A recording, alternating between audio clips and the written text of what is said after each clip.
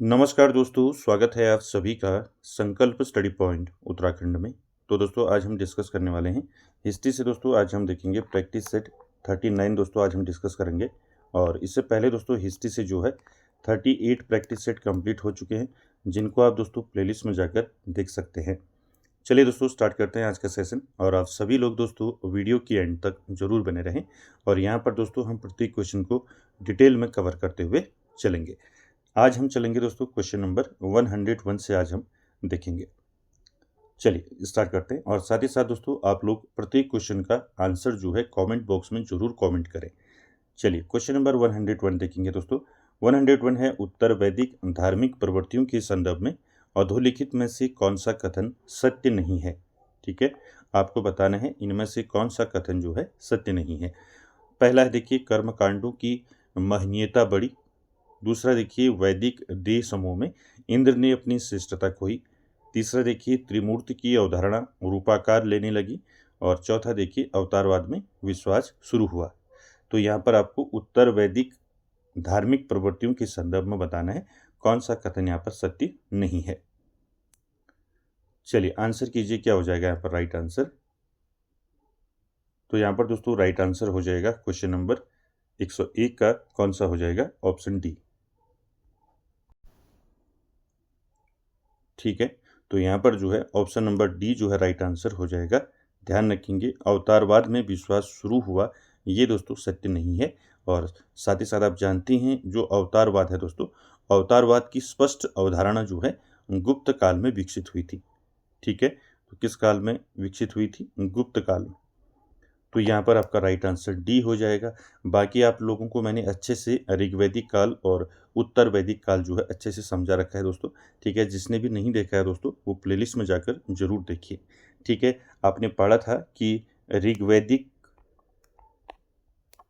ठीक है आपने पढ़ा था ऋग्वैदिक काल में, ठीक है ऋग्वैदिक काल में आपने पढ़ा था कि ऋग्वैदिक काल में प्रमुख देवता कौन थे। ठीक है, तो ऋग्वैदिक काल में प्रमुख देवता कौन से थे, इंद्र और, ठीक है इंद्र और वरुण। ठीक है, इंद्र और वरुण जो है दोस्तों ये ऋग्वैदिक काल के प्रमुख देवता थे। और आपने देखा कि उत्तर वैदिक काल में आते आते जो है इनका स्थान जो है किसने ले लिया, फिर किसने ले लिया, प्रजापति ने। ठीक है, किसने ले लिया उत्तर वैदिक काल में, फिर प्रजापति ने ले लिया दोस्तों। ये मैंने आपको अच्छे से बताया था। ठीक है, ये पूछा जाता है, ध्यान रखेंगे। उत्तर वैदिक काल में आपने देखा, ठीक है किसकी पूजा जो है की जाती थी, यानी कि प्रमुख देवता कौन थे, प्रजापति थे, ये पूछा जाता है। ठीक, तो ध्यान रखेंगे ऋग्वैदिक काल के प्रमुख देवता इंद्र और वरुण ने अपनी श्रेष्ठता खो दी और उनका स्थान किसने ले लिया, प्रजापति ने ले लिया। ठीक, तो इस प्रकार से सारे फैक्ट आपको ध्यान में रखने हैं। ठीक है, चलिए अगला क्वेश्चन देखिए, क्वेश्चन नंबर 102, इसका आंसर करेंगे। क्वेश्चन नंबर 102 है दोस्तों, उद्दालक आरुणि पिता और श्वेत केतु पुत्र के मध्य आत्मा से संबंधित संवाद किस उपनिषद में है। दोस्तों यहाँ पर आपको पूछा गया है कि उद्दालक आरुणि जो है पिता और श्वेत केतु पुत्र के मध्य जो है आत्मा से संबंधित संवाद हमें किस उपनिषद में देखने को मिलता है। ऑप्शन देखिए, छांदोग्य उपनिषद, ठीक है बृहदारण्यक उपनिषद, ठीक है और तैत्तिरीय उपनिषद, या फिर मुंडक उपनिषद। क्या हो जाएगा यहाँ पर राइट आंसर, आपको बताना है। पिता और पुत्र के मध्य जो है आत्मा से संबंधित संवाद किस उपनिषद में मिलता है। पिता का नाम दे रखा है उद्दालक आरुणि और पुत्र का नाम दिया है श्वेत केतु। तो इनके बीच जो है आत्मा से संबंधित संवाद हमें देखने को मिलता है दोस्तों, किस उपनिषद में मिलता है। तो राइट आंसर हो जाएगा यहाँ पर आपका छांदोग्य उपनिषद। ठीक है, ऑप्शन ए जो है राइट आंसर हो जाएगा दोस्तों, छांदोग्य उपनिषद। ठीक है, छांदोग्य उपनिषद आप जानती हैं दोस्तों, यह उपनिषद जो है किससे संबंधित है, ये उपनिषद है आपका सामवेद से संबंधित। किससे संबंधित है, सामवेद से संबंधित। ठीक है, इस प्रकार से भी आपको पूछा जाता है, तो याद रखेंगे ये जो उपनिषद है छांदोग्य उपनिषद, ये सामवेद से संबद्ध है और सबसे प्राचीन उपनिषदों में से इसको एक माना जाता है दोस्तों, छांदोग्य उपनिषद को। इसको ध्यान में रखेंगे। अगला देखिए क्वेश्चन नंबर 103। चलिए इसका आंसर कीजिए। क्वेश्चन नंबर 103 क्या है, आंसर करेंगे, उत्तर भारत में छठी सदी ईसा पूर्व हुए रूपांतरणों के संदर्भ में कौन सा सही नहीं है। इनमें से कौन सा सही नहीं है आपको बताना है। पहला है राज्य का गठन, दूसरा है नगरीय क्रांति, तीसरा है बौद्धिक आंदोलन और चौथा है क्लासिकल संस्कृति साहित्य का उद्भव। तो यहाँ पर आपको बताना है छठी सदी ईसा पूर्व के संदर्भ में यह कथन जो है आपको बताना है कौन सा यहाँ पर सही नहीं है। तो क्या हो जाएगा राइट आंसर 103 का। तो यहाँ पर राइट आंसर हो जाएगा दोस्तों, क्या हो जाएगा, क्लासिकल संस्कृति साहित्य का उद्भव। ये दोस्तों आपका राइट आंसर नहीं है। ठीक है, कहने का मतलब ये है कि ये जो है सही नहीं है यहाँ पर, और ये राइट हो जाएगा। आपको पूछा गया है सही नहीं है। और छठी सदी ईसा पूर्व के संदर्भ में दोस्तों यह कथन जो है सही नहीं है कि इस काल में क्लासिकल संस्कृति साहित्य का उद्भव हुआ। यह काल मुख्य रूप से दोस्तों पाली और प्राकृत भाषाओं के उत्कर्ष का काल था। ठीक है, जो आपका छठी सदी ईसा पूर्व है, ये जो काल था दोस्तों क्या था, पाली और प्राकृत भाषाओं के उत्कर्ष का था। ठीक है, पाली और प्राकृत भाषा, ठीक है, ध्यान में रखेंगे इसको। पाली और प्राकृत भाषाओं की उत्कर्ष का काल था दोस्तों छठी सदी ईसा पूर्व। ठीक है, इस युग को दोस्तों एक अन्य नाम से भी जाना जाता है। मैंने बताया था आपको कि जो छठी सदी ईसा पूर्व का जो काल था दोस्तों, इसको कहा जाता है द्वितीय नगरीय क्रांति। ठीक है, क्या कहा जाता है, द्वितीय नगरीय क्रांति। ठीक है, ध्यान रखेंगे, द्वितीय नगरीय क्रांति जो है दोस्तों कहा जाता है दोस्तों इसको, इस युग को। ठीक है, छठी सदी ईसा पूर्व के युग को। ठीक है, तो ये पूछा जाता है, दोनों ध्यान में रखेंगे। ठीक है, बाकी यहाँ पर राज्य का गठन और नगरीय क्रांति मैंने बता दिया, और बौद्धिक आंदोलन, तीनों सही हैं, और डी वाला ऑप्शन यहाँ पर सही नहीं है दोस्तों। ठीक है, चलिए अगला देखिए, क्वेश्चन नंबर 104, इसका आंसर कीजिए। क्वेश्चन नंबर 104 का आंसर करेंगे दोस्तों, महात्मा बुद्ध ने पहली बार स्त्रियों को बौद्ध धर्म में प्रवेश की अनुमति कहाँ प्रदान की थी। मोस्ट इम्पॉर्टेंट है। ठीक है, पूछा जाता है कि महात्मा बुद्ध ने पहली बार जो है स्त्रियों को बौद्ध धर्म में प्रवेश की अनुमति दी थी दोस्तों, और कहाँ दी थी आपको पूछा है, राजगृह, कपिलवस्तु, वैशाली या फिर श्रावस्ती। क्या हो जाएगा यहाँ पर राइट आंसर क्वेश्चन नंबर 104 का। तो राइट आंसर हो जाएगा दोस्तों यहाँ पर, ध्यान रखेंगे, वैशाली।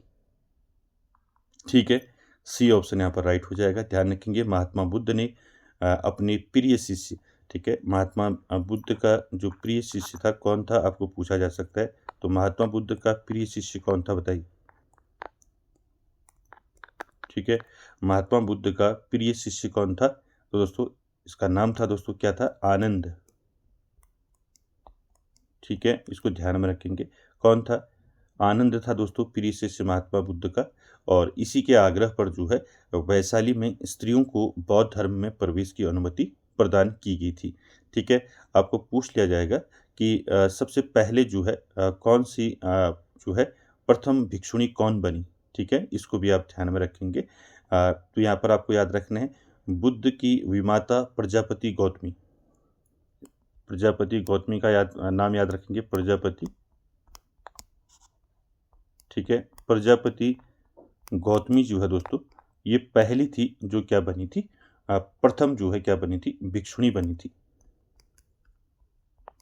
ठीक है, ये पूछा जाता है, इसलिए आपको इसको ध्यान में रखना है। पहली भिक्षुणी कौन बनी थी, तो ये बनी थी प्रजापति गौतमी बनी थी दोस्तों। ठीक है, इसको ध्यान में रखेंगे। ठीक है, किसके आग्रह पर दोस्तों महात्मा बुद्ध ने किया, तो अपने प्रिय शिष्य आनंद के आग्रह पर दोस्तों इन्होंने जो है स्त्रियों को बौद्ध धर्म में प्रवेश की अनुमति दी थी वैशाली में। ठीक है, तो ये अच्छे से आपको ध्यान में रखना है। ठीक, चलिए अगला देखिए, क्वेश्चन नंबर 105। 105 का आंसर करेंगे दोस्तों, निम्न में से कौन सा पुरास्थल जो है लघु पाषाण उपकरण के लिए प्रसिद्ध है। तो आपको यहाँ पर बताना है कौन सा पुरास्थल जो है लघु पाषाण उपकरण के लिए प्रसिद्ध है। पहला है आहड़, दूसरा बागुर, तीसरा औजियाना और चौथा है आपका बालाथल। तो क्या हो जाएगा यहाँ पर राइट आंसर दोस्तों, आपको बताना है किस पुरास्थल से जो है लघु पाषाण उपकरण, ठीक है, कहाँ से मिले हैं। क्या हो जाएगा यहाँ पर राइट आंसर 105 का, लघु पाषाण उपकरण आपको पता है, आपने पढ़ा है, जिसको हम इंग्लिश में क्या बोलते हैं, माइक्रोलिथ्स बोलते हैं। ठीक है, क्या बोलते हैं, माइक्रो, ठीक है, माइक्रोलिथ, LITHS, ठीक है, माइक्रोलिथ्स यानी कि लघु पाषाण उपकरण। तो राइट आंसर क्या हो जाएगा दोस्तों, यहाँ पर 105 का राइट आंसर हो जाएगा दोस्तों ऑप्शन बी, बागोर हो जाएगा। ठीक है, ध्यान रखेंगे ये बागोर जो पुरास्थल है दोस्तों, ठीक है, ये कहाँ है आपका, ये भी आपको ध्यान में रखना है। बागोर पुरास्थल पड़ता है दोस्तों राजस्थान में। ठीक है, कहाँ पड़ता है, ये राजस्थान में है दोस्तों, राजस्थान में है बागोर नामक पुरास्थल। और यहाँ से दोस्तों लघु पाषाण उपकरण यानी कि माइक्रोलिथ्स के लिए जो है संपूर्ण भारत के लिए, भारत में प्रसिद्ध है दोस्तों। ठीक है, इसको ध्यान में रखेंगे। ठीक है, आपको आप पूछा जाए कि किस पुरास्थल से लघु यानी कि छोटे पत्थर के उपकरण प्राप्त हुए हैं, लघु पाषाण उपकरण, तो ये हुए हैं राजस्थान के बागौर से। ठीक है, साथ ही साथ आपको ध्यान में रखना है कि जो ये बागौर है राजस्थान का, ये किस नदी के तट पर स्थित है, ये भी आपको पूछ लिया जाएगा। तो बागौर जो है दोस्तों, ये कोठारी नदी के तट पर स्थित है। ठीक है, ये भी आपको ध्यान में रखना है, कोठारी नदी। तो कोठारी नदी के तट पर स्थित है बागौर, और यहाँ से दोस्तों क्या मिला है, यहाँ से लघु पाषाण उपकरण प्राप्त हुए हैं। ठीक है, ध्यान में रखेंगे। अगला देखिए क्वेश्चन नंबर 106, इसका आंसर करेंगे दोस्तों। 106 नंबर में देखिए क्या है क्वेश्चन, सांभर की नलियासर से प्राप्त कुमारगुप्त की मुद्राओं से किस देवता की पूजा की लोकप्रियता सिद्ध होती है। तो यहाँ पर दोस्तों आपको पूछा है सांभर से प्राप्त कुमारगुप्त की मुद्राओं से दोस्तों किस देवता की पूजा की लोकप्रियता सिद्ध होती है, कृष्ण, कार्तिकेय, बलराम या फिर विष्णु। चलिए आंसर कीजिए, क्या हो जाएगा यहाँ पर राइट आंसर। तो राइट आंसर दोस्तों यहाँ पर 106 का क्या हो जाएगा, राइट आंसर हो जाएगा आपका कार्तिकेय। ठीक है, ऑप्शन बी जो है यहाँ पर राइट आंसर हो जाएगा। ठीक, ध्यान रखेंगे सांबर से प्राप्त कुमारगुप्त की मुद्राओं से जो है भगवान कार्तिकेय की पूजा की लोकप्रियता सिद्ध होती है। ठीक है, ध्यान रखेंगे। और साथ ही साथ कुमारगुप्त प्रथम जो है दोस्तों, कुमारगुप्त प्रथम का नाम जो है कुमार जो है स्वयं कार्तिकेय का पर्यायवाची है। और उन्होंने दोस्तों अपने सिक्कों पर जो है मयूर पर आसीन कार्तिकेय को अंकित करवाया था। आपको पूछ लिया जाएगा। ठीक है, तो इसको आपको ध्यान में रखना है। कुमारगुप्त ने दोस्तों जो सिक्के जो है चलाए थे, ठीक है, जो सिक्के इनने चलाए थे कुमारगुप्त ने, तो उन सिक्कों पर जो है मयूर पर आसीन कार्तिकेय को अंकित किया था। ठीक है, ठीक है, मयूर पर आसीन, ठीक है, मयूर पर आसीन कार्तिकेय। ठीक है, आपको पूछ लिया जाएगा, तो ध्यान में रखेंगे।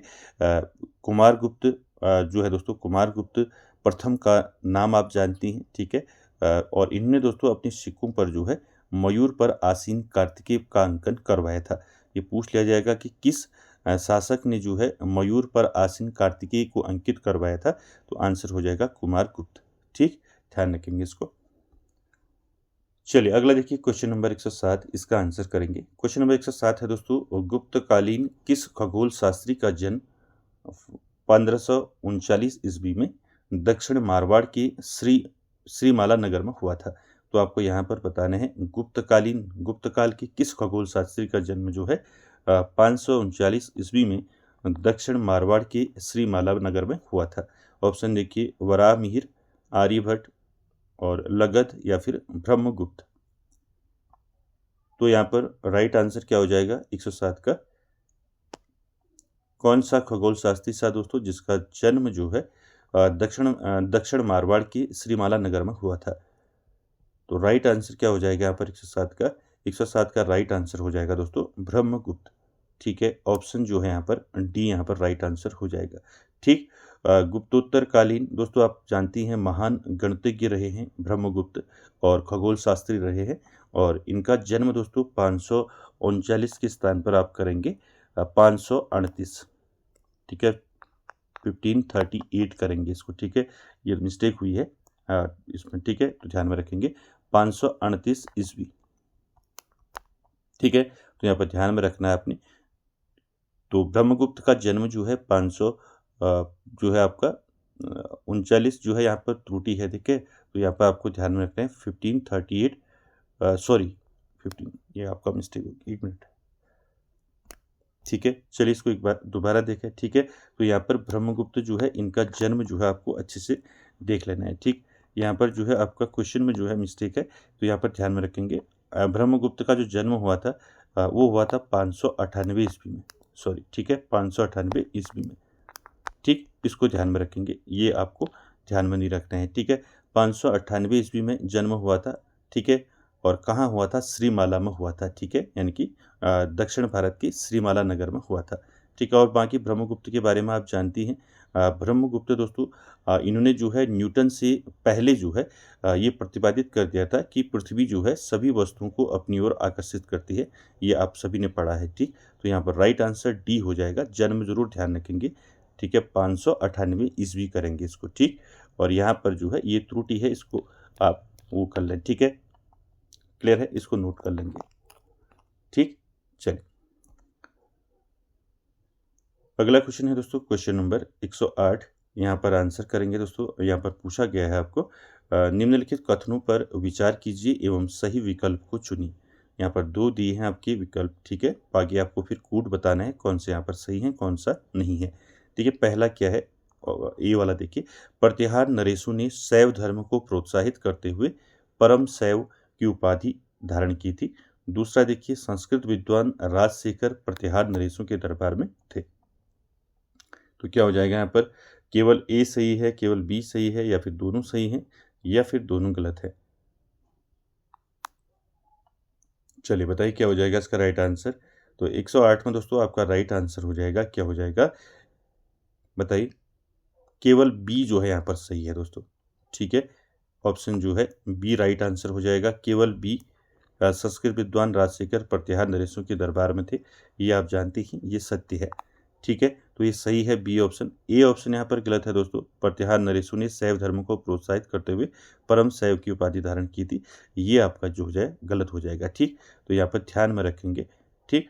साथ ही साथ दोस्तों यहाँ पर परम शैव नहीं, आपने पढ़ा होगा कि जो आपके जो प्रतिहार जो शासक हुए थे, ठीक है, अधिकांश जो प्रतिहार शासक थे वो भगवती के उपासक थे, ठीक है। और उन्होंने जो है मुख्य रूप से परम भागवत की उपाधि इन लोगों ने धारण की थी। तो यहाँ पर जो है ए गलत हो जाएगा, आपका बी सही हो जाएगा, ठीक। साथ ही साथ यहाँ पर राजशेखर की बात हो रही है, तो आप जानते हैं दोस्तों राजशेखर के बारे में। और राजशेखर ने दोस्तों 2 महत्वपूर्ण ग्रंथों की रचना की थी जो अक्सर पूछी जाती है। तो एक है दोस्तों पहला कर्पूर मंजरी, ठीक है, पूछा गया है कई बार, ठीक है, कर्पूर मंजरी, ठीक है। कर्पूर मंजरी किसकी रचना है आपको पूछ लिया जाएगा। तो कर्पूर मंजरी ग्रंथ राजशेखर का है। और काव्य मीमांसा, ठीक है, दूसरा याद रखेंगे क्या था? काव्य मीमांसा, ठीक है, काव्य मीमांसा आपको पूछ लिया जाएगा। काव्य मीमांसा ग्रंथ किसका है और कर्पूर मंजरी ग्रंथ किसका है, ठीक है। तो ये दोनों ग्रंथ किसके हैं? राजशेखर के हैं, ठीक। तो इसको ध्यान में आपने रखना है, ठीक है। और राजशेखर दोस्तों आप जानती हैं ये जो प्रतिहार नरेश थे, प्रतिहार नरेश में आपने नाम सुना होगा क्या कहते हैं? महेंद्र पाल प्रथम का, ठीक है। तो ये महेंद्र पाल प्रथम के दोस्तों आपको ध्यान में रखना है। राजशेखर उनकी उसमें थे, ठीक है, उनके दरबार में थे, ठीक है। तो ये आपको ध्यान में रखना है, किसके दरबार में थे? राजशेखर। तो प्रतिहार, अगर आपको प्रतिहार नरेशों की बात हो रही है तो यहाँ पर अगर आपको सीधे पूछ लिया जाएगा तो वो भी आपको ध्यान में रखना है, ठीक है। महेंद्र पाल, ठीक है, महेंद्र पाल प्रथम, ठीक है, ध्यान रखेंगे इसको। तो इस प्रकार से दोस्तों आपको सारे फैक्ट ध्यान में रखने हैं, ठीक।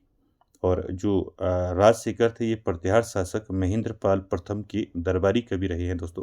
तो ये ध्यान में रखना है, ठीक है। इनकी रचनाएं आपको ध्यान रखनी है राजशेखर की, कर्पूर मंजरी और काव्य मीमांसा। चलिए अगला क्वेश्चन देखिए, क्वेश्चन नंबर 109। इसका आंसर करेंगे दोस्तों। क्वेश्चन नंबर 109 है दोस्तों, पृथ्वीराज तृतीय की माता ने उसके प्रारंभिक काल में निम्नांकित में से किसकी सहायता से उसकी संरक्षिका के रूप में शासन संचालित किया था? ऑप्शन देखिए मंत्री कैम्बास, दूसरा देखिए चंद बरदाई, उसके बाद देखिए भुवने कमल, ठीक है, और पृथ्वी भट्ट।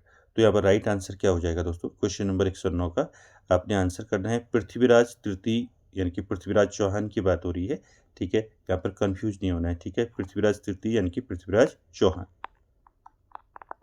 ठीक है। तो पृथ्वीराज चौहान की माता का क्या नाम था दोस्तों? ठीक है, ये भी आपको ध्यान में रखना है। पृथ्वीराज चौहान की माता का नाम क्या था? तो माता का नाम था दोस्तों, क्या था? कर्पूरी देवी, ठीक है, क्या था? कर्पूरी देवी, ठीक। तो इसको ध्यान में रखना है आपने।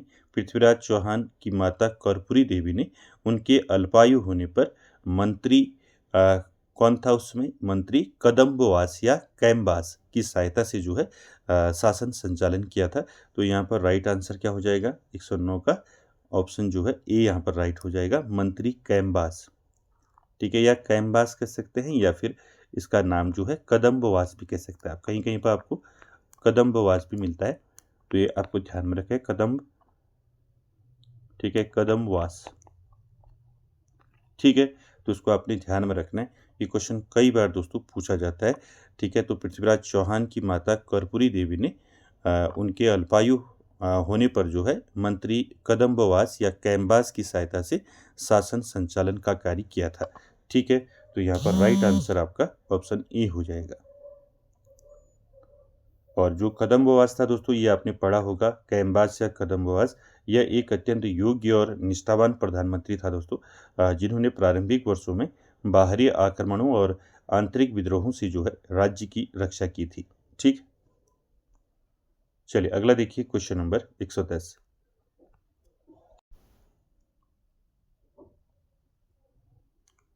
चलिए क्वेश्चन नंबर 110 का आंसर करेंगे। क्वेश्चन नंबर 110 है दोस्तों, अलाउद्दीन खिलजी के द्वारा रणथंबोर पर आक्रमण के कारणों में से कौन सा या कौन से सही हैं? तो आपको बताना है, अलाउद्दीन खिलजी ने दोस्तों रणथंबोर पर आक्रमण किया था, ठीक है। तो यहाँ पर आपको बताना है आक्रमण के कारणों में से कौन यहाँ पर सही है, कौन नहीं है, ठीक। पहला देखिए ए वाला, हमीर ने राज कर देना बंद कर दिया था। दूसरा देखिए, हमीर ने मंगोल विद्रोहियों को आश्रय दे रखा था। तो क्या हो जाएगा यहाँ पर राइट आंसर दोस्तों? यहाँ पर बताना है, पहलकूट देखिए, या तो केवल ए सही, केवल बी सही, या फिर दोनों सही, या फिर दोनों गलत। क्या हो जाएगा यहाँ पर राइट आंसर? तो यहाँ पर दोस्तों राइट आंसर हो जाएगा ऑप्शन सी, ठीक है। ए और बी दोनों सही हैं दोस्तों, ठीक है, ध्यान में रखेंगे, ठीक है। तो आपको ध्यान रखना है, अलाउद्दीन खिलजी के रणथंबोर आक्रमण के लिए दोस्तों ये विकल्प दोनों सही हैं। हमीर देव ने सुल्तान को कर देना बंद कर दिया था, जो दिल्ली की संप्रभुता को एक खुली चुनौती थी, और तात्कालिक कारण हमीर हमीर द्वारा जो है मंगोल विद्रोही नेता जो है कौन था उस समय? मंगोल विद्रोही नेता मोहम्मद शाह, ठीक है, मोहम्मद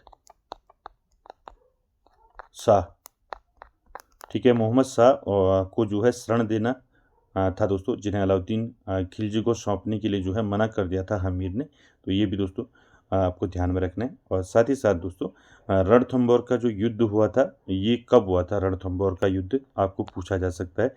तो रणथंबोर का युद्ध हुआ था दोस्तों, कब हुआ था? 1301 ईस्वी में हुआ था, ठीक है। तो इसको ध्यान में रखना है, 1301 ईस्वी में क्या हुआ था? रणथंबोर का युद्ध हुआ था, ठीक, ध्यान में रखेंगे इसको, ठीक है। मैंने आपको दोनों चीज़ बता दी, आपको दोनों ध्यान में रखनी है, ठीक है। पहला तो आपको ध्यान में रखना है, हमीर देव ने सुल्तान को कर देना बंद कर दिया था, जो दिल्ली की संप्रभुता को एक खुली चुनौती थी। दूसरा, तात्कालिक कारण हमीर द्वारा मंगोल विद्रोही नेता मोहम्मद शाह को शरण देना था, जिन्हें अलाउद्दीन को सौंपने से हमीर ने क्या कर दिया था? मना कर दिया था। तो इसी हट के कारण जो है दोस्तों 1301 ईस्वी में जो है रणथंबोर का युद्ध हुआ था, ठीक। तो आपको ध्यान में रखना है दोस्तों इसको, ठीक है। चलिए अगला क्वेश्चन देखते हैं, क्वेश्चन नंबर 111।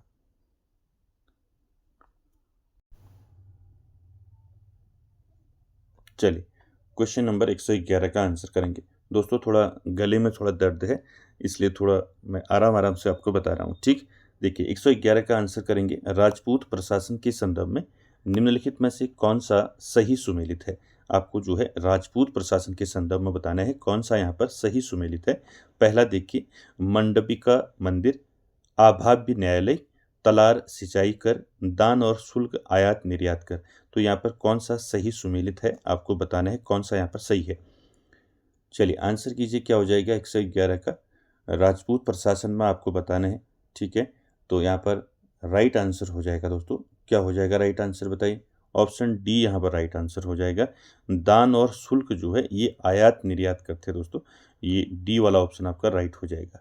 ठीक है, ध्यान रखेंगे। जैसे आपका मंडपिका है, मंडपिका मंदिर नहीं था दोस्तों ये। ठीक है, जो मंडपिका था ये क्या था, ये दोस्तों इसका तात्पर्य था, ठीक है, मंडी से। ठीक है, इसका मंडपिका का मतलब यानी कि मंडी, मंडी से मतलब है आपका, यानी कि आपका क्या था, एक शुल्कागार था, यानी कि जहाँ पर शुल्क जमा किया जाता था। ठीक है, तो ध्यान में रखेंगे इसको। दूसरा जो है आपका आभाव्य जो है, ये आभाव्य जो है न्यायालय नहीं था दोस्तों। ठीक है, आभाव्य क्या था, ये एक प्रकार का जो है, ये क्या था आभाव्य, ये एक प्रकार का जो है कर था दोस्तों। ठीक है, ये भी आपको ध्यान में रखना है। और बात करें तलार की, तो तलार दोस्तों यहाँ पर सिंचाई कर नहीं था। ठीक है, तलार क्या था, तलार रक्षा और कानून व्यवस्था बनाए रखने वाला एक क्या था, पुलिस अधिकारी था। ठीक है, तलार क्या था, पुलिस अधिकारी, याद रखेंगे। ठीक है, क्या था, पुलिस अधिकारी। ठीक, तो इसको आपको ध्यान में रखना है, राजपूत प्रशासन के संदर्भ में पूछा गया था आपको।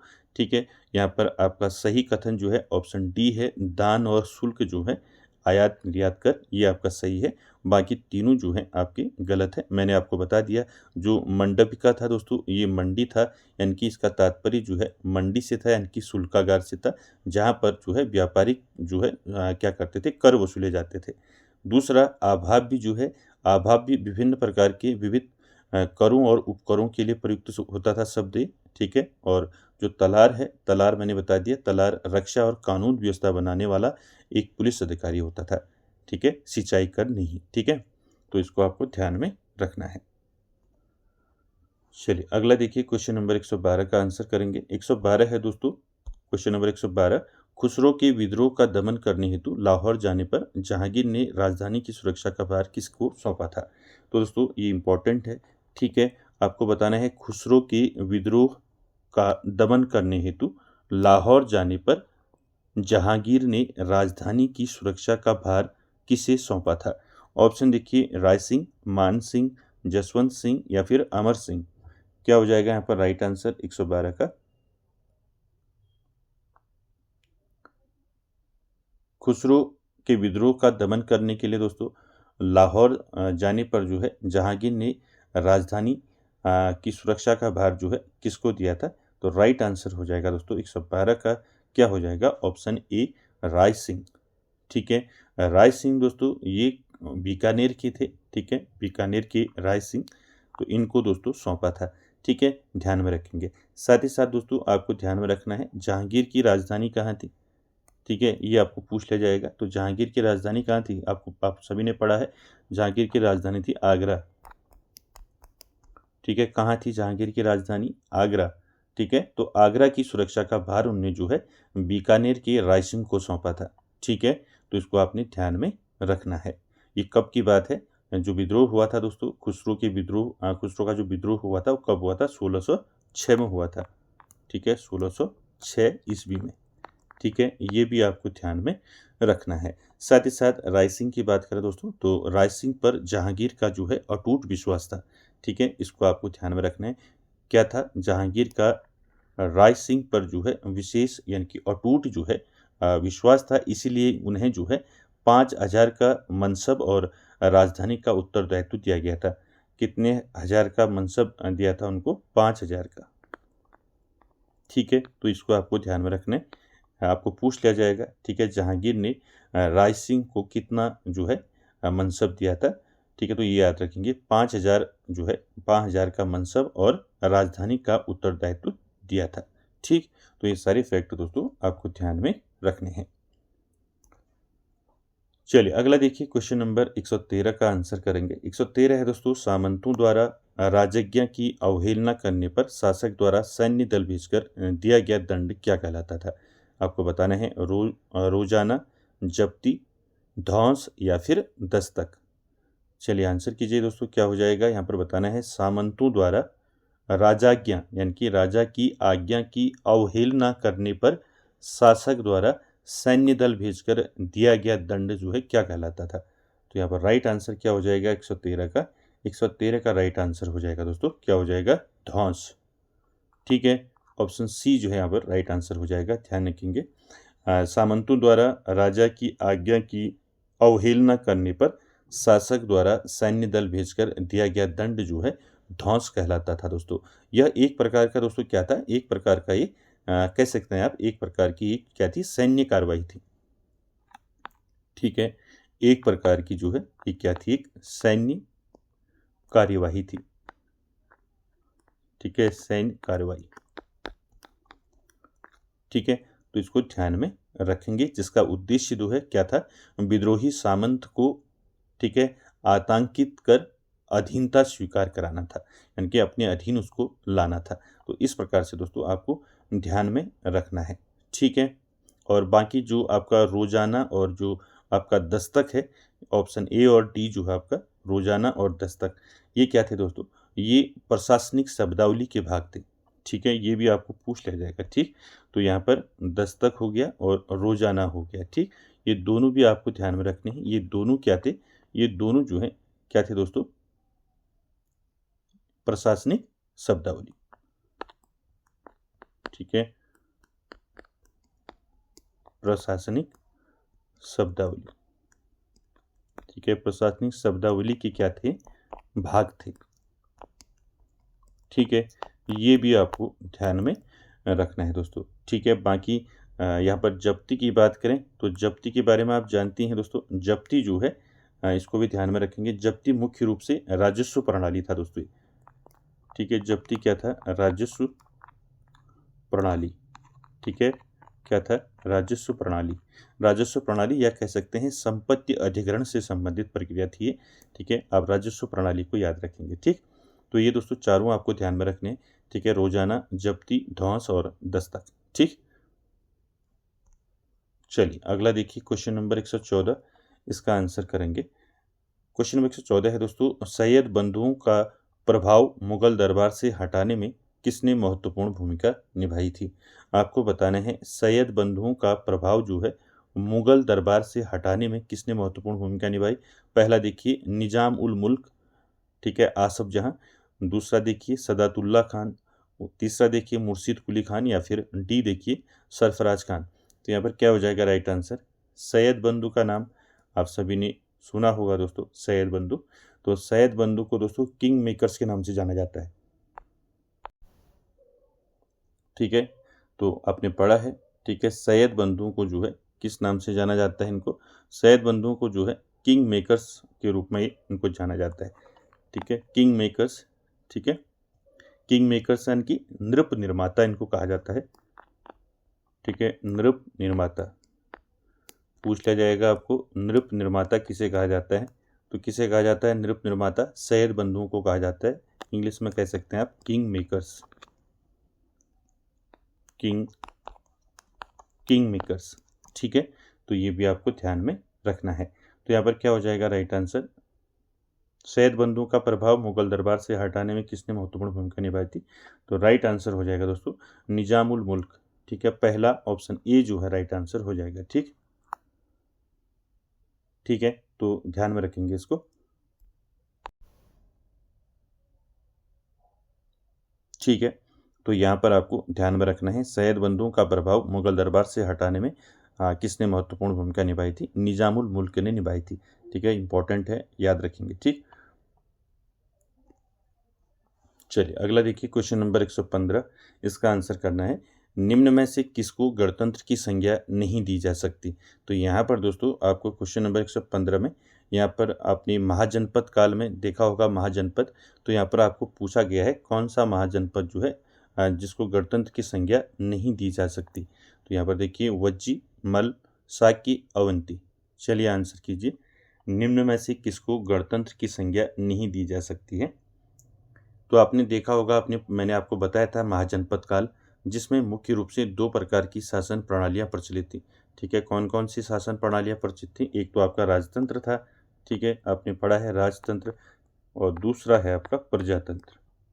ठीक है, एक राजतंत्र और दूसरा गणतंत्र। ठीक, तो ये आपको ध्यान में रखना है। ये दो प्रकार की जो है शासन प्रणाली थी दोस्तों महाजनपद काल में।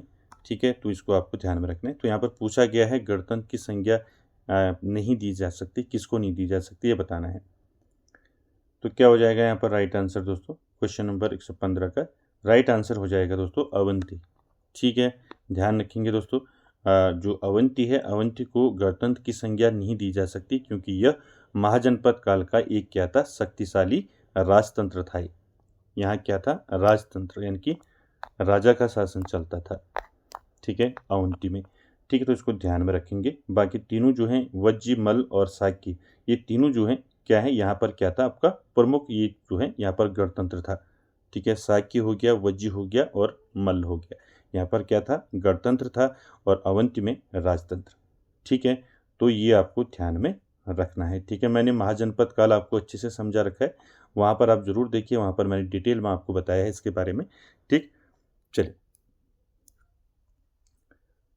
अगला क्वेश्चन देखिए, क्वेश्चन नंबर 116, इसका आंसर करेंगे दोस्तों। क्वेश्चन नंबर 116 है, निम्नलिखित में से किस सुल्तान ने खलीफा से अधिष्ठापन प्राप्त नहीं किया था?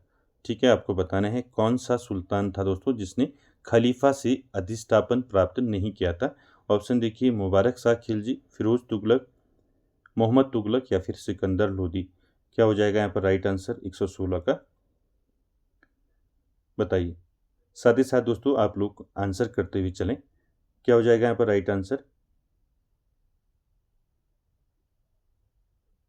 तो 116 का दोस्तों राइट आंसर हो जाएगा मुबारक शाह खिलजी।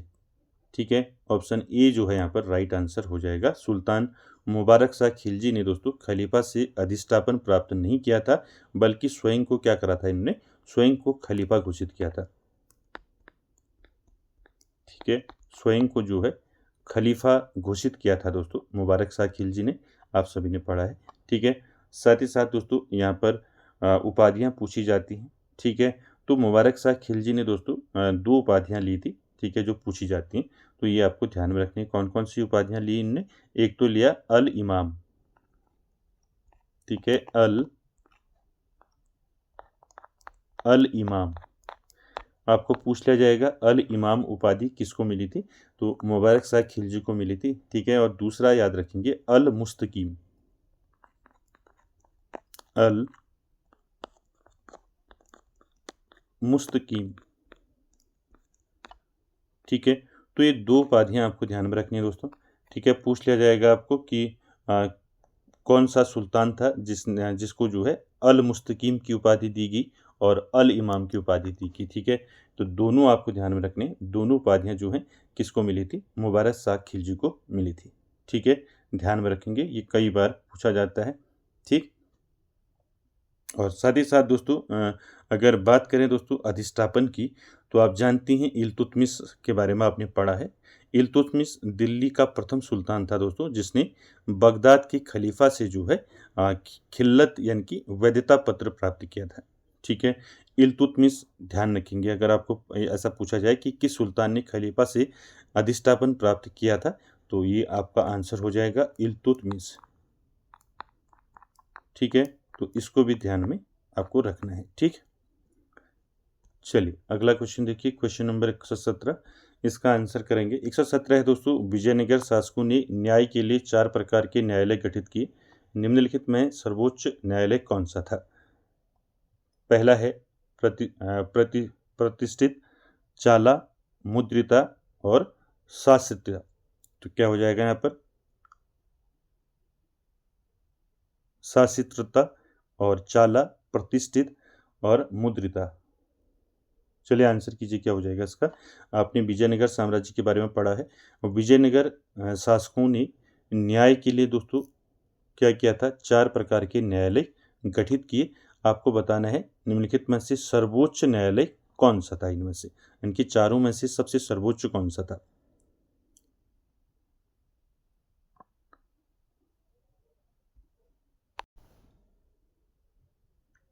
तो यहाँ पर दोस्तों राइट आंसर क्या हो जाएगा 117 का? तो राइट आंसर हो जाएगा 117 का दोस्तों, क्या हो जाएगा?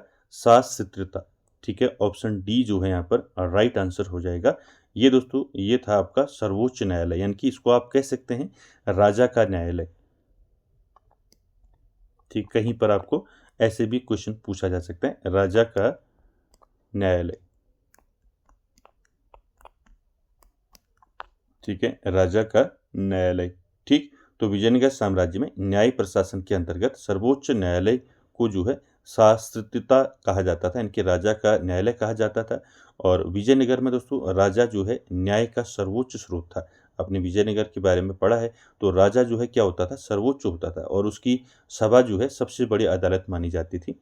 ठीक है, बाकी आपका प्रतिष्ठित, चाला और मुद्रिता ये क्या थे? ये निचले स्तर के न्यायालय थे। ठीक है, ये तीनों जो है क्या थे? ये थे निचले स्तर के न्यायालय। ठीक है, निचले स्तर के न्यायालय, इनके बारे में भी आपको पूछ लिया जाएगा, तो आपको ध्यान में रखना है। ठीक है, तो ये निचले स्तर के न्यायालय थे मुद्रिता, प्रतिष्ठित और चाला, और सर्वोच्च था दोस्तों आपका, सर्वोच्च न्यायालय था शास्त्रिता। ठीक है, तो डी ऑप्शन यहाँ पर आपका राइट आंसर हो जाएगा। चलिए अगला देखिए, क्वेश्चन नंबर 118, इसका आंसर करेंगे। 118 है दोस्तों, कौन सा अधिकारी अलाउद्दीन खिलजी की बाजार नियंत्रण नीति से संबंधित नहीं था? तो आप जानती हैं दोस्तों अलाउद्दीन खिलजी को जाना जाता है बाजार नियंत्रण के लिए। तो बाजार नियंत्रण नीति से संबंधित यहाँ पर कौन सा अधिकारी नहीं है, आपको बताना है। पहला है सहना ए मंडी, दूसरा देखिए दीवान ए रियासत, तीसरा देखिए सराय अल, और चौथा देखिए मुशर्रफ ए ममालिक। क्या हो जाएगा यहाँ पर राइट आंसर, बताइए 118 का। इनमें से कौन सा अधिकारी अलाउद्दीन खिलजी की बाजार नियंत्रण नीति से संबंधित नहीं था? तो राइट आंसर क्या हो जाएगा यहाँ पर 118 का? राइट आंसर हो जाएगा मुशर्रफ ए ममालिक। तो मुशर्रफ ए ममालिक दोस्तों ये जो है दोस्तों बाजार नियंत्रण नीति से संबंधित नहीं था अधिकारी। ठीक है, तो डी ऑप्शन राइट हो जाएगा। ठीक है, ये दोस्तों इसका संबंध जो है आपको ध्यान में रखना है। ठीक है, जो मुशर्रफ ए ममालिक था ये क्या था? महालेखाकार का इसका जो संबंध था दोस्तों अलाउद्दीन खिलजी की बाजार नियंत्रण नीति से नहीं था, यह सामान्य राजस्व विभाग का पद था। ठीक है, सामान्य राजस्व विभाग का पद, सामान्य राजस्व विभाग का दोस्तों ये क्या था? पद था। ठीक है, तो ये आपको ध्यान में रखना है, ये बाजार नियंत्रण नीति से संबंधित अधिकारी नहीं था दोस्तों मुशर्रफ ए ममालिक। ठीक, बाकी आपको आप तीनों आपको ध्यान में रखने हैं, ये बाजार नियंत्रण नीति से संबंधित अधिकारी थे। पहला आपका सहना ए मंडी, तो सहना ए मंडी दोस्तों प्रत्येक बाजार का अधीक्षक होता था ये। ठीक है, जो मूल्य नियंत्रण और व्यापारियों के पंजीकरण की देखरेख करता था। ठीक है, जो सहना ए मंडी था ये क्या था? शॉर्ट में आप उसको याद रख सकते हैं, ये था बाजार का अधीक्षक। ठीक है, बाजार का क्या था? ये अधीक्षक था। ठीक है, ये आपको ध्यान में रखना है, सहना ए मंडी। और दूसरा आपका दीवानी रियासत जो है, दीवानी रियासत संपूर्ण वाणिज्य विभाग का प्रमुख था। ठीक है, जो वाणिज्य विभाग था उसका प्रमुख कौन था? दीवाने रियासत। ठीक है, तो यहाँ पर ध्यान में रखेंगे संपूर्ण वाणिज्य विभाग का प्रमुख। ठीक है, संपूर्ण वाणिज्य विभाग का प्रमुख, संपूर्ण वाणिज्य विभाग का प्रमुख, इसको नोट कर लें। ठीक है, कौन था? दीवाने रियासत। और इसके बाद सराय अदल आपने पढ़ा होगा, सराय अल। तो सराय अल क्या था? ये सरकारी सहायता प्राप्त बाजार था, जहां मुख्य रूप से जो है वस्त्र और निर्मित वस्त्र, शक्कर और दोस्तों मेवे आदि बेचे जाते थे। तो आप कह सकते हैं जो सराय अल था ये क्या था? ये सरकारी सहायता प्राप्त बाजार था। ठीक, तो ये आपको ध्यान में रखना है दोस्तों। ठीक है, आपको चारों चार जो है ध्यान में रखने हैं। ठीक, यहाँ पर जो है कोई भी आपको जो है किसी भी प्रकार से यहाँ पूछ लिया जाएगा, तो इसलिए आपको चारों के चारों ध्यान में रखने हैं। ठीक, और यहाँ पर कौन अलाउद्दीन खिलजी की बाजार नियंत्रण नीति से संबंधित था, कौन नहीं था, ये भी ध्यान में रखने हैं। ठीक है, आपको पूछा जा सकता है। चलिए अगले क्वेश्चन की ओर चलते हैं। अगला क्वेश्चन देखिए दोस्तों, क्वेश्चन नंबर 119 का आंसर करना है। 119 है दोस्तों क्वेश्चन नंबर। चलिए आंसर कीजिए। निम्नलिखित में से कौन सी इमारत अलाउद्दीन खिलजी द्वारा नहीं बनाई गई? अब यहाँ पर आपको 4 ऑप्शन दिए गए हैं, इसमें बताना है आपको कि कौन सी इमारत जो है यहाँ पर अलाउद्दीन खिलजी ने नहीं बनाई। ठीक है, देखिए अलाई दरवाज़ा की बात करें तो अलाई दरवाज़ा तो अलाउद्दीन खिलजी ने बनाया था। ठीक है, ये तो सही है। ठीक है, दूसरा आपका यहाँ पर सी ऑप्शन में सिरी का किला जो है ये भी खिलजी ने बनाया था, सिरी का किला। उसके बाद हजार सितून महल, ये भी दोस्तों बनाया था अलाउद्दीन खिलजी ने। ठीक है, हजार सितून महल का मतलब क्या होता है? ठीक है, हजार खंभों वाला महल। ठीक है, कभी ऐसे भी पूछ लिया जाएगा तो ध्यान में रखेंगे, हजार खंभों। ठीक है, इसको ध्यान में रखेंगे, हजार खंभों वाला महल। ठीक है, हजार खंभों वाला महल यानी कि हजार सितून महल भी कहते हैं इसको। तो ये भी दोस्तों अलाउद्दीन खिलजी ने बनाया था। तो कौन सा नहीं बनाया था ये पूछा गया आपको, तो ऑप्शन हो जाएगा यहाँ पर ऑप्शन नंबर बी जो है आपका राइट आंसर हो जाएगा। मोट की मस्जिद जो है दोस्तों, इसका निर्माण जो है अलाउद्दीन खिलजी ने नहीं किया था। ठीक है, तो इसको किसने बनाया था दोस्तों? मोट की मस्जिद का निर्माण किसने कराया था? तो ये कराया था दोस्तों सिकंदर लोदी के वजीर मियाँ भुइया ने। ठीक है, किसने इसका निर्माण कराया था? ठीक है, मोट की मस्जिद इसको किसने बनाया था? नाम याद रखेंगे, मियाँ। ठीक है, मियाँ भुइया। ठीक है, कौन था मियाँ भुइया? दोस्तों ये था सिकंदर लोदी का वजीर था ये। ठीक है, क्या था ये? वजीर था। किसका वजीर था? सिकंदर लोदी का। ठीक है, इसी यहाँ पे लिख देता हूँ मैं, सिकंदर। ठीक है, सिकंदर लोदी का क्या था? वजीर था दोस्तों ये मियाँ भुइया, जिसने दोस्तों मोट की मस्जिद का निर्माण करवाया था।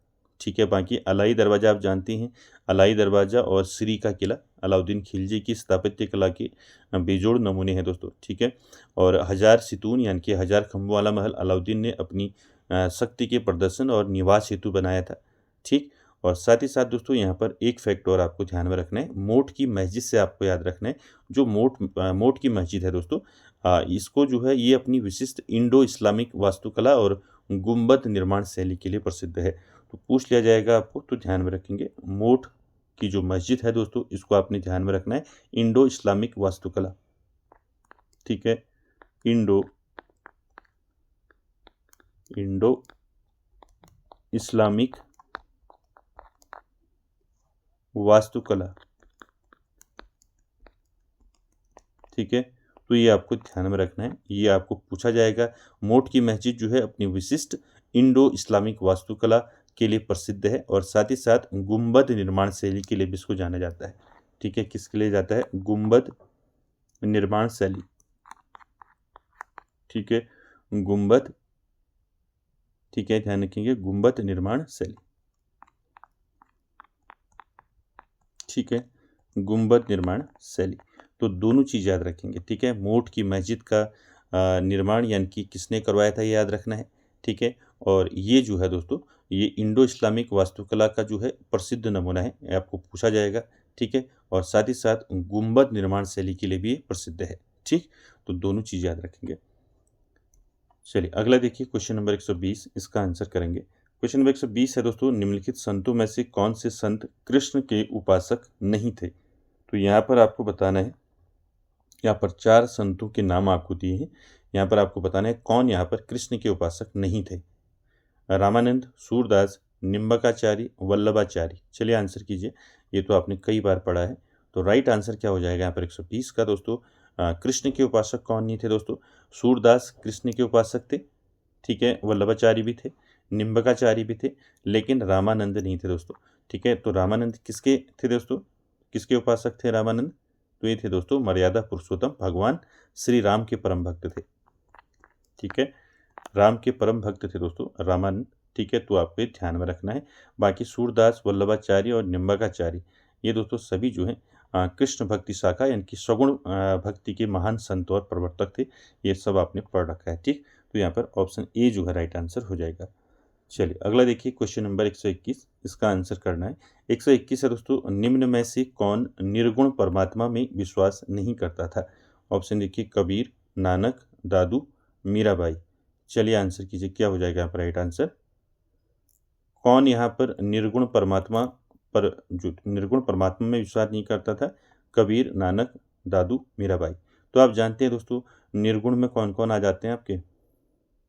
कबीर, नानक और दादू दयाल, ये निर्गुण भक्ति परंपरा के संत हैं, ठीक है, जिन्होंने ईश्वर के निराकार रूप पर बल दिया है। तो यहाँ पर राइट आंसर हो जाएगा दोस्तों, कौन नहीं है पूछा है तो आपका हो जाएगा मीराबाई, ठीक है।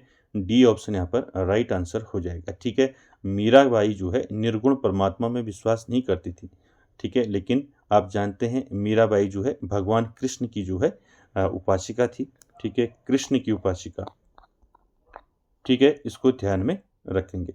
बाकी तीनों जो हैं दादू, कबीर और नानक, ये जो है दोस्तों निर्गुण भक्ति परंपरा के संत थे, ठीक है, ये आपने पढ़ा है सारा। चलिए आगे चलते हैं, क्वेश्चन नंबर 122 का आंसर करेंगे। क्वेश्चन नंबर 122 है दोस्तों, किस सिलसिले के संत जो है गरीबी में जीने में विश्वास नहीं करते थे? ठीक है, तो यहाँ पर आपको आंसर करना है क्वेश्चन नंबर 122 का, ठीक है। आपको बताना है किस सिलसिले के संत जो है गरीबी में जीने में विश्वास नहीं करते थे। पहला चिश्ती सिलसिला, सुहरावर्दी और नक्शबंदी या फिर कादरी। क्या हो जाएगा यहाँ पर राइट आंसर?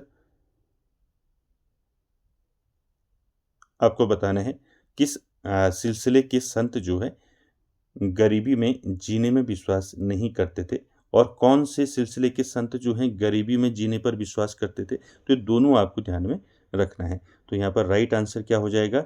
राइट आंसर हो जाएगा सुहरावर्दी सिलसिला, ठीक है। तो बी ऑप्शन राइट हो जाएगा। सुहरावर्दी सिलसिले के संत जो हैं गरीबी या फकीरी में जीने में विश्वास नहीं करते थे, और वे राजकीय पदों एवं धन को स्वीकार करते थे। इसके विपरीत अगर पूछे जाए कि किस सिलसिले के जो है संत जो है निर्धनता में जीवन यानी कि निर्धनता में जीने में विश्वास करते थे, तो आंसर हो जाएगा चिश्ती सिलसिला, ठीक है। तो यहाँ पर चिश्ती सिलसिले के जो संत थे दोस्तों, वो सादगी और निर्धनता का जीवन व्यतीत करते थे, ठीक है, सादगी, ठीक है, सादगी और निर्धनता, ठीक है। तो ये आपको ध्यान में रखना है, इसी से आपका क्वेश्चन बन जाएगा, ठीक।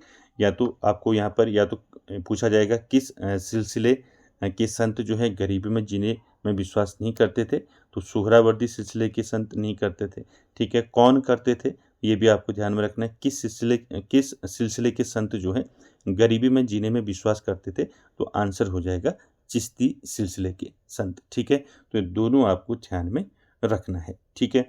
अगर बात करें सुहरावर्दी सिलसिले की, तो सुहरावर्दी सिलसिले के जो प्रमुख संत थे कौन थे दोस्तों? ये नाम आपको याद रखना है, कौन थे?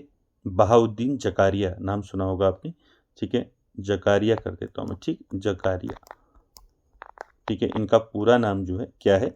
शेख बहाउद्दीन जकारिया। तो ये आपको ध्यान में रखना है, शेख बहाउद्दीन जकारिया जो है ये सुहरावर्दी सिलसिले के प्रमुख संत थे दोस्तों, ठीक है। और इन्होंने जिन्होंने मुल्तान को अपना केंद्र बनाया था, आपने पढ़ा होगा, ठीक। तो इसको ध्यान में रखना है। चलिए अगला देखिए, क्वेश्चन नंबर 123 का आंसर करेंगे। क्वेश्चन नंबर 123 का आंसर करेंगे, किस सूफी संत के शिष्य जो है उन्हें सुल्तान उल मासिक के नाम से संबोधित करते थे? ऑप्शन बताइए क्या हो जाएगा राइट आंसर? शेख हमीदुद्दीन, दूसरा देखिए मोइनुद्दीन चिश्ती, शेख फरीउद्दीन शकरगंज, और डी देखिए निजामुद्दीन औलिया। चलिए आंसर कीजिए, किस सूफी संत के शिष्य उन्हें जो है सुल्तान उल मासिक के नाम से संबोधित करते थे? चलिए बताइए क्या हो जाएगा यहाँ पर राइट आंसर क्वेश्चन नंबर 123 का?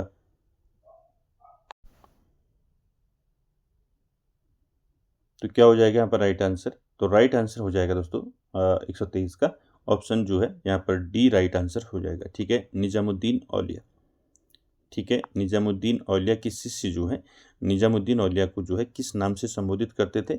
सुल्तान उल मासिक। तो सुल्तान उल मासिक का मतलब होता है दोस्तों संतों के राजा, ठीक है, ध्यान रखेंगे, संतों के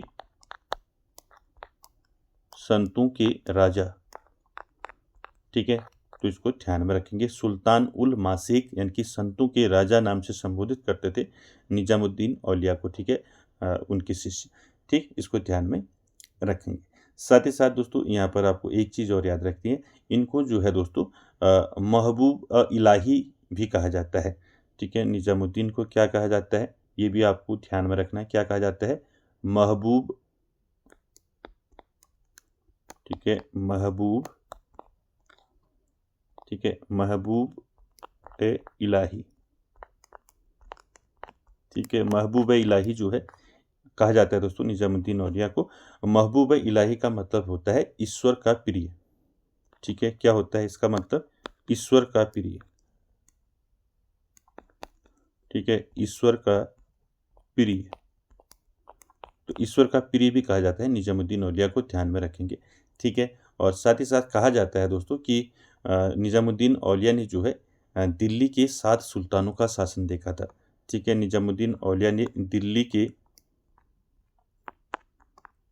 ठीक है, दिल्ली के 7 सुल्तानों का शासन देखा था, ठीक है। ये भी कई बार क्वेश्चन पूछ लिया जाता है, तो इसमें आपको ध्यान में रखना है, ठीक है। तो यहाँ पर आपको ध्यान रखना है, आपका निजामुद्दीन औलिया को जो है सुल्तान उल मासिक के नाम से जाना जाता है, ठीक है, और महबूब इलाही के नाम से जाना जाता है, ठीक है। और साथ ही साथ जो है दिल्ली में जो है दिल्ली के 7 सुल्तानों का शासन देखा था दोस्तों निजामुद्दीन औलिया ने, ये भी आपको ध्यान में रखना है दोस्तों, सारे फैक्ट, ठीक। चलिए 124 का आंसर करेंगे। 124 नंबर में देखिए क्या है क्वेश्चन। 124 है दोस्तों, हर्यक वंशी शासक उदायन या उदयन के बारे में निम्नलिखित कथनों पर विचार कीजिए। हर्यक वंश के बारे में आप सभी ने पढ़ा है, ठीक है। हर्यक वंश में शासक थे दोस्तों उदायन या उदयन के नाम से इनको जाना जाता है। तो इनके बारे में निम्नलिखित कथनों पर आपको विचार करना है। पहला देखिए, वह अजातशत्रु के काल में चंपा का गवर्नर था। दूसरा देखिए, उसने कुसुमपुर पाटलिपुत्र का निर्माण करवाया था। तीसरा देखिए, वह जैन मतानुयायी था। उपरोक्त में से कौन सा या कौन से कथन सत्य हैं, सही कूट का चयन करना है। कौन सा कथन यहाँ पर सही है आपको बताना है 124 में। तो राइट आंसर क्या हो जाएगा दोस्तों यहाँ पर, बताइए। तो यहाँ पर राइट आंसर हो जाएगा दोस्तों, यहाँ पर तीनों कथन जो है आपके सत्य हैं, ठीक है। ए, बी और सी तीनों सही हैं, तो ऑप्शन यहाँ पर आपका ऑप्शन डी राइट आंसर हो जाएगा, ठीक है। ध्यान रखेंगे, अजातशत्रु आप जानती हैं जो उदयन था वह अपने पिता अजातशत्रु के शासनकाल में चंपा का जो है गवर्नर था दोस्तों, और उसने गंगा और सोन नदी के संगम पर जो है कुसुमपुरा यानी कि पाटलिपुत्र नगर की स्थापना की थी, ठीक है। कहाँ पर की थी आपको पूछा जाएगा। पाटलिपुत्र नगर की स्थापना किसके संगम पर की, तो गंगा और सोन, ठीक है, गंगा और सोन नदी के संगम में की, ठीक है। ये भी आपका सही है, ठीक है, ध्यान रखेंगे। और साथ ही साथ दोस्तों आप जानती हैं उदयन जो है व्यक्तिगत रूप से ये जैन धर्म का अनुयायी था दोस्तों, ठीक है, ये भी आपको ध्यान में रखना है। चलिए अगला देखिए।